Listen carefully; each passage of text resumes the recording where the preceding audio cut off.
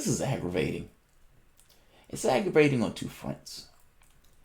I don't particularly like Trump. And so when I'm stuck in a situation where it gives the optics that I'm defending him, I get aggravated by it. Usually when these situations happen, it's something so atrocious that I feel like it needs to be condemned and called out just for the lunacy that it is. Not just the lunacy that it is, this kind of gentle eye that it gives to the things that were taking place in the past. These resistance fighters. What are you resisting and when did you start? I never quite know when they started. It seems that they only started right now with Trump. CNN has a guy on that compares Trump to Hitler and Mao in regards to possible death totals. He's a lunatic. Brian Stelter didn't condemn him for that, didn't even push back on it. CNN, let it ride. They just let it ride. I want to talk about this because it seems that there are whitewashing the events that took place prior to Trump, as if the world entirely fell off of a cliff when Donald Trump took office. It wasn't that way. Welcome to the Soapbox.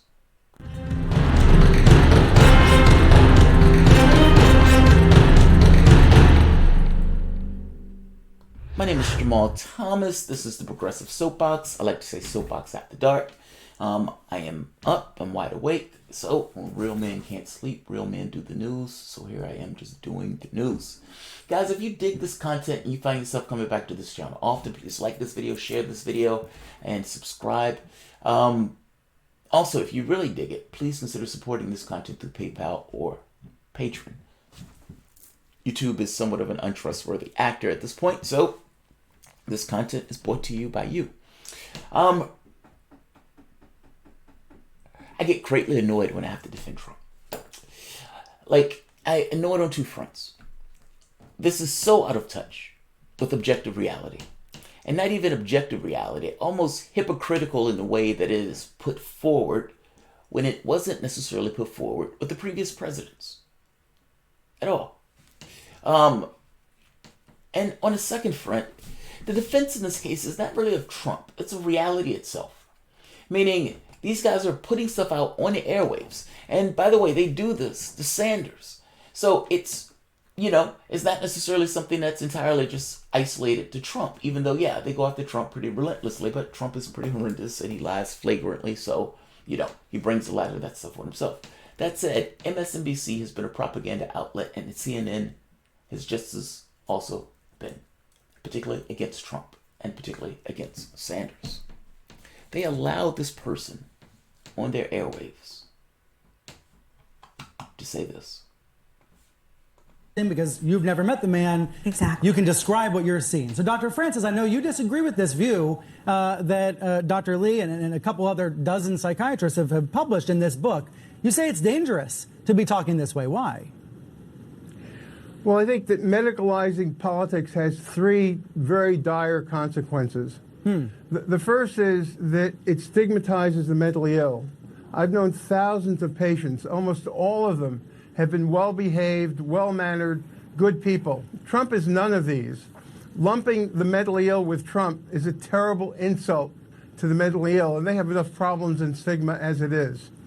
The second issue is that calling Trump crazy hides the fact that we're crazy for having elected him, and even crazier for allowing his crazy policies to persist. Trump is as destructive. Is this guy really a psychiatrist? Like, honestly, is he really a psychiatrist? His medical opinion is that people were crazy for electing Trump. Is it possible that they had particular political reasons, motivations, that went beyond them just being crazy?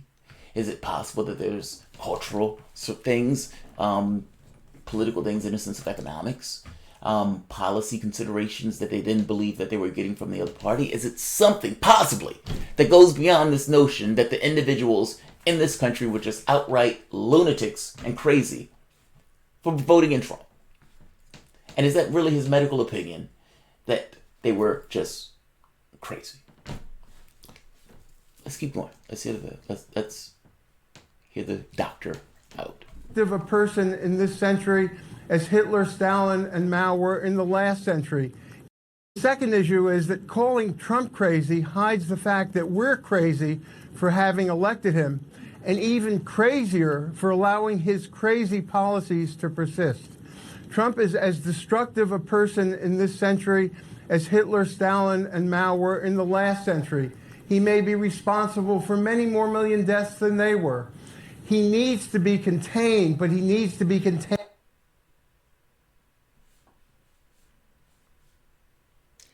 Trump may be responsible for many more deaths than Stalin, Hitler, and Mao.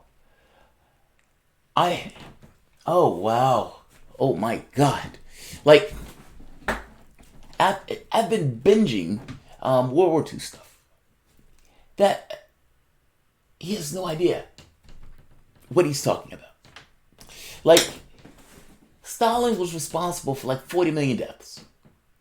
Like, real talk. Hitler in that war was responsible for what, 50, 60 million deaths?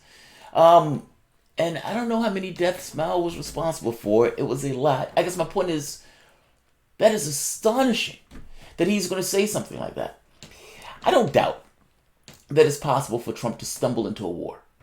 Despite him having this reticence of going into larger conflicts and embroiling the United States into larger conflicts, I don't doubt that putting Bolton or Pompeo in those positions of authority, that they can get him involved in some kind of political situation that he can't just back out of.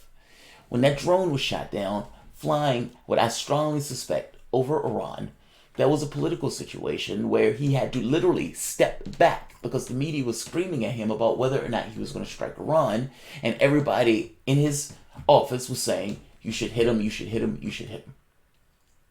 He had to literally back down from that particular thing because they wanted him to strike. It is possible for him to stumble into a larger political situation where he gets embroiled into a war. Accept it. Fair enough. But that's not what we have right now. We have a president that has been reticent to get into larger conflicts. And I have to be honest, I don't remember any of these people being around when Obama was in office. And Obama's last year in office, he dropped 26,000 bombs. And I'm saying this to say that Trump is outright atrocious as a human being. And he lies habitually. But you've just said something that is so out of line with reality that it just needs to be called out. It needs to be put down. That is utter nonsense. And Stelzer is sitting here looking in the camera without saying a word. How do you let them say that on your airwaves? He just said that the President of the United States may be responsible for many million more deaths than Hitler, Stalin, and Mao. And you just looking into the camera with that weird, strange look on your face that you have every time you're looking into the camera. That's amazing. That's amazing. Obama dropped 26,000 bombs his last year in office. 26,000 bombs. Do you realize that many of the bombing strikes that Drone King Obama was doing, they had no idea who was even on the ground? 90% of those strikes in many areas were civilians. Put that in context. Even if that number is inflated, let's say the number is 70%, that means the majority of the people they're hitting are civilians, and every so often they hit a terrorist. Nobody cared about that. Nobody cared about that. That was never mentioned. That was never necessarily brought up. When Obama murdered that American citizen and then killed his kids to boot, just because. Nobody cared about that. Alawaki, I think his name is. Libya. I mean, Obama literally destroyed a country. Put it in context. It is essentially Obama's Iraq. They are literally selling slaves in that country. He turned that country into a fire. And I want to put it in context in the sense of how many thousands of people died as a result of those roving gangs. How many thousands of people's lives have been made miserable as a result of the actions that Obama took while he was in that office, playing God King Obama in areas that had nothing to do with Obama. What about Yemen? What about Yemen? You realize that the New York Times ran an article saying Obama essentially greenlit the Yemen war for the Saudis because he wanted to get his Iran deal through and he didn't want the Saudis to try to block him in getting that deal through. That death toll in Yemen, the catastrophe in Yemen, is to some degree a result of Obama giving Saudi Arabia the go-ahead and the weapons and the logistics to do exactly what they were doing in Libya, essentially murdering a large swath of people and not caring about the fact that a large number of those people were just civilians. That death toll is potentially up into the hundreds of thousands, not to mention the famine, and the weaponized disease that they've been using on those populations. Yes, nobody cared about that. Nobody cared about that until Trump took office. What about Syria? Let's talk about Syria. Do you realize that the Syrian war should have been over a long time ago? Hundreds of thousands of people died in that war. The Obama administration was arming terrorists with this notion of taking down the Assad government. They were using head choppers as a battering ram to take down Assad. And in the process of doing that, murdering and killing large swaths of people with weapons given to them by us. When Tulsi Gabbard tried to put that bill, Stop Arming Terrorists, that's exactly what she was talking about, because we were arming those terrorists. Nobody cared about that. This is my issue with the hypocrisy of this particular statement. You're saying that a president that has been reticent for issues of war, and Trump is atrocious in 1,000 different ways, and I agree with you on this, that he's atrocious. But you have upped the ante in the level of hyperbole to saying that the president of the United States currently that has been reticent to issues of war is similar and may have millions of deaths on his conscience. Mao, Stalin, and Hitler. Two of which have been responsible for like 40 million deaths each. I don't know how many Mao has been responsible for. Just an astonishing statement. My point is to compare the number of deaths that took place under Obama versus the number of deaths that took place under Trump. And I will put to you that those deaths were less. Those deaths were less by order of magnitude. Donald Trump has opened up the way the CIA can wage war in these kind of black wars. And the number of deaths and civilian casualties in that has risen. That is absolutely true. But he has not destroyed the country. He's not destroyed the country. And do I really need to bring Bush into this? Bush went into Iraq on the pretext of a lie. Weapons of mass destruction in Iraq, something that didn't exist. He has been responsible for the deaths of over 1 million people. We are still in those countries today. We're still in those countries today. Why isn't Bush on your list? My point is basic. The world didn't fall off of a cliff when Trump took office. Donald Trump is entirely an extension of the previous president's policies, Obama and Bush included. And by the way, if Clinton would have taken office, Clinton might have put us on the precipice of a larger conflict with nuclear power nations right off the bat. Because her plan was to put a missile defense shield in Syria. And also, she's taken office with this thing in her head and Democrats thinking that the Russian government was trying to undermine her ability to get elected. That is magnificently dangerous on its face. And yeah, she could have gotten to the precipice of a nuclear issue faster. So between the two, I gotta be honest, I would imagine that Trump, strangely enough, is a safer bet. At least from the context of getting us involved into a war, because I honestly believe Hillary Clinton would have gotten us there a hell of a lot faster. Trump is a clown. And he listens to neocons. And even though he has certain predilections of not necessarily wanting to get us embroiled into a conflict, that in no way means that he's not going to get us embroiled into a conflict. He very well might, especially if he gets another 4 years. But this is hyperbolic. And up to this point, outright nonsense. It's not a defense of Trump. It literally is not a defense of Trump. It is a defense of reality itself. How do you let this slide? Be honest. As horrible as Trump is, what do you know of Mao and Hitler? What do you know of Mao and Hitler? This gentleman has essentially said that the country was crazy for voting in Trump. Now, I would say that there were certain environmental circumstances that push people to certain decisions based on cultural and based on political needs and wants and aspirations. Sometimes those things might be wrong because they're voting for people that are against their own self-interest. But let's be very clear. As a psychologist, I shouldn't have to tell you this. People function based on environmental circumstances.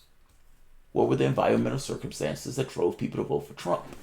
It's not an issue of mass craziness. Those people had reasons. Many of those people were Obama voters. Why did they switch? Engage the issue. Calling them crazy is, I'm sorry, lame. And the Mao reference, that's explosive. I'm sorry, that's explosive. By attacking his policies, not his person. It's crazy for us to be destroying the climate our children will live in. It's crazy to be giving tax cuts to the rich that will add trillions of dollars to the debt our children will have to pay. It's crazy to be destroying our democracy by... Then you shouldn't have cheated Sanders. You shouldn't have ran Hillary Clinton. She shouldn't have picked Tim Kaine. She should have went to Wisconsin. You should have reached out to voters more as opposed to running with this notion of hubris. And I gotta be honest, you sitting here, is everything wrong with the Democratic Party? Everything wrong with the Democratic Party. You're browbeating voters. You're a psychologist. You're a psychologist. And you believe that voters were just crazy. Voters were just crazy. This is everything wrong with the Democratic Party. They take no responsibility for their own failures. You realize that those people didn't go to Trump per se, in the sense that Trump won. It's more so that the Democratic Party lost. And instead of gauging why the Democratic Party lost, in your mind, people were just crazy. In other people's mind, it was just the Russians. None of you want to take responsibility for your failings. And by the way, you're about to do it again. A vote for Joe Biden is a vote for Donald Trump. Mark my words. Joe Biden is going to get crushed in those debates. Those debates take place at night. Joe Biden honestly needs to be at home eating ice cream and applesauce by 7 p.m. Otherwise, his mind is just jello. Look at the debates and watch how he got taken apart by Kamala Harris and Cory Booker. Kamala Harris, that on the very next night in the debate, or the very next debate, got completely taken apart by Tulsi Gabbard. All of the information that was used to take apart Kamala Harris was available to Joe Biden. He just could not utilize it. It's not there anymore. You thought Clinton was electable. At this very moment, Joe Biden is literally using electability as his argument. He's not using policy. He's just leaning into the issue of electability. If he gets elected, he's not going to run on its issues of policy because you didn't elect him for policy. You elected him for essentially air, electability. The other candidates are literally running on policies and saying, vote me in that office because I want to do this.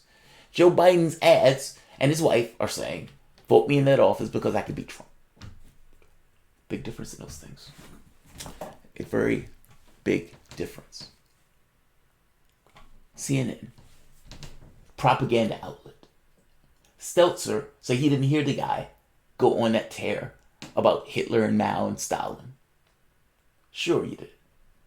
Sure you did. I'll take your word for it. Sure you did. I don't believe that at all. I don't believe that at all. Alright, I'm not going to keep this. Like, share, subscribe. Thanks all.